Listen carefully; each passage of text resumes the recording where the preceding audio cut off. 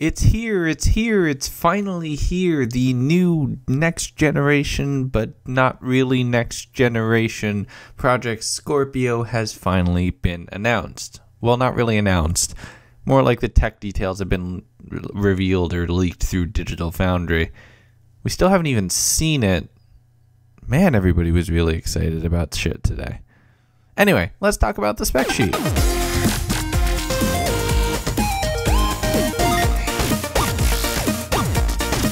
So what's up everybody, how's it going? Legundo here, welcome back, and today we're talking about the specs of Project Scorpio. And they look impressive, don't get me wrong, but we're going to talk a little bit about the specs, and then we're going to talk a little bit about what I think Scorpio is and where it sort of fits into gaming as a whole. So let's get right into it. Pretty much the biggest thing everybody is talking about when it comes to the specs of the Scorpio is its GPU, memory, its hard drive, kind of, and its overall performance. GPU comes in at 1172 megahertz, just under 1200, puts it at about the range of a GTX 1070. Memory is at 12 gigs compared to the Xbox One's 8 gigs and the PS4 Pro's 8 gigs as well. A sizable bump, 50% increase. More of it is going to be available to the consumer. I think 9 of that is what's available to the actual developer of the console, with 3 being reserved for system operations. The hard drive comes in at 1 terabyte for the base unit, which is nice, not exactly great, not exactly mind-blowing, but you can still do expansions and external hard drives.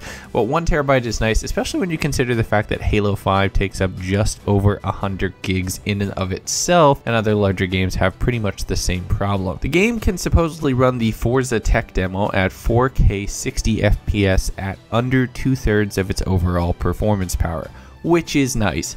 But it is not 4K gaming. That is an engine and a tech demo. That is not user controlled input. That is not gameplay. And until I see physical gameplay at 4K 60 FPS, I'm not going to say that this is capable of doing so. And that's kind of where I stand with a lot of Scorpio's claims on its performance. You can say a lot, and game companies get away with a lot when they say this footage was rendered in real time on the system. That could be a video. That's not a guarantee of gameplay itself. There's also all these claims that Scorpio will retroactively make previous games better, especially games that take advantage of dynamic resolution like The Division, Halo 5 Guardians, I think Battlefield 1 as well.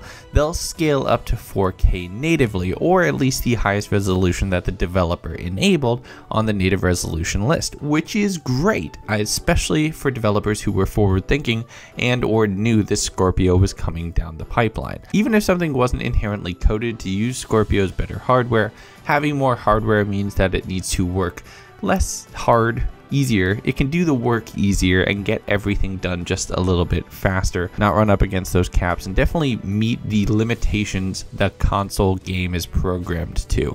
Most console games are locked to 30 FPS, which is nice, but not really good. If you're playing on PC, 1080, 60 is normally the standard benchmark, or even more. I have people who claim 200, 300 FPS is pretty much their benchmark for a game being worthwhile. I know Counter-Strike, considering the tick rates on servers and latency and everything else, 300-ish FPS is pretty much what everybody strives for, but it always seems like overkill to me. See, I'm weird. I enjoy both console and PC gaming, and it feels like Scorpio's trying to fit somewhere in the middle. It also feels like it's somewhat of a soft launch for the next console generation. Instead of just being the next title, it's a new Xbox One, or at least it's a new console that's completely backwards compatible with the Xbox One, which is good. If that's going to be an indication of how console releases are going to happen in the future, that each console will be retroactively compatible with its predecessors, and we end this whole idea of just killing backwards compatibility, I would be very, very happy with that. But like I said, Scorpio feels like a new console, and I'm just waiting for something to be announced to be exclusive to Scorpio to really have that seal the deal. Maybe the next Halo title, if it doesn't also come to PC, will be exclusive to Scorpio. That's going to piss off a lot of people who own Xbox Ones,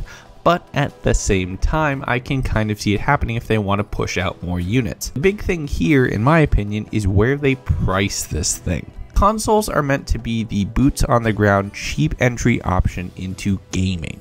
It's also meant to be a simple, no frills, come in, plug and play, easy setup solution. And you're not going to pay a premium price for what is a baseline product. Consoles are the curve when it comes to gaming. It's what people program against, and then you hyperclock and hyperthread and overclock and upgrade your PC to blow that out of the water and play everything on ultra or max setting. PC gaming is where you go to break the curve. Console gaming is what sets the bar, and Scorpio wants to live in both of those worlds. If it can get this done for $400, maybe $500, it could work, but the higher price tag is going to turn a lot of people off for what is inherently the baseline solution for gaming.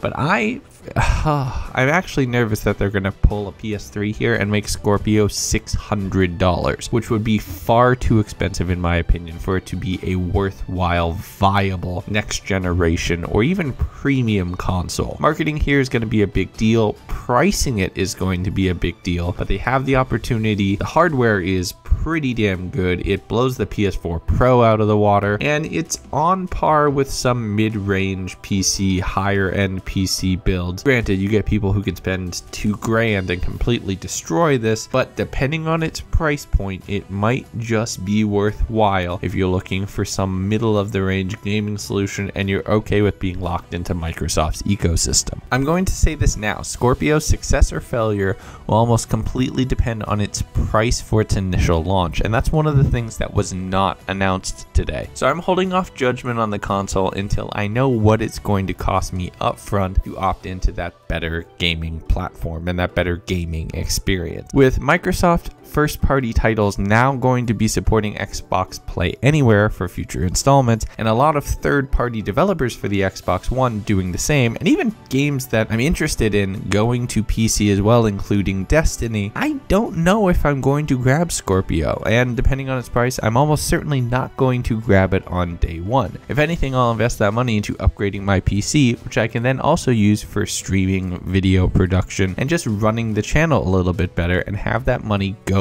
to a better investment. Anyway, that's just my thoughts. Were you blown away by Scorpio? Are you amazed, excited, hyped beyond belief? Or are you just totally turned off to consoles in general and are ready to join the PC master race? Let me know down in the comments, and as always, you know what to do. Like the video if you like it, dislike it if you hated it, subscribe for some more gaming news here on the channel, and I'll talk to you next time.